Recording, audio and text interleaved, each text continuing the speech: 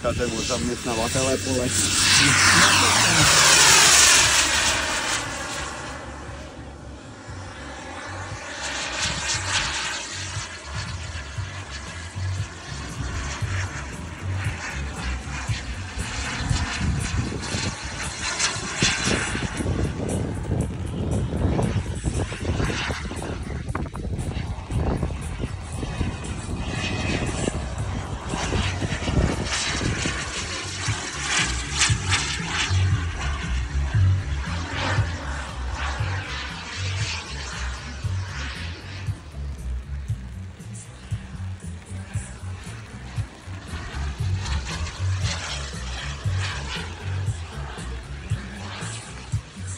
Model Viper Jet je celokompozitový, takže se hned tak lehce nerozmočí.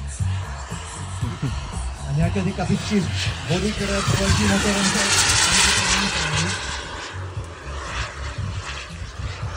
se toho nebojí.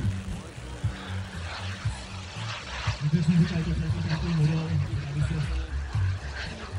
továrně do negativních forem naminováním má teda tak 100 Newtonů, 30 kg.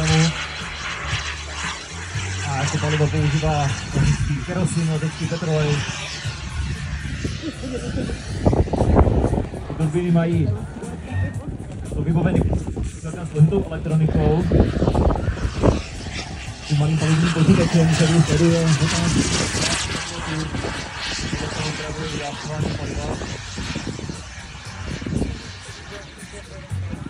Řekl si všem, jakým způsobem Lukáš ten první zkoušel.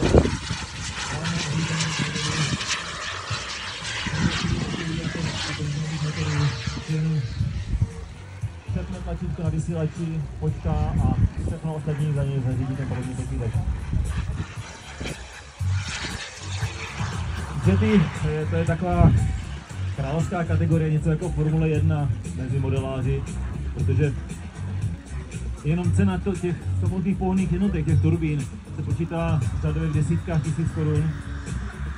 Větších turbín ještě mnohem víc.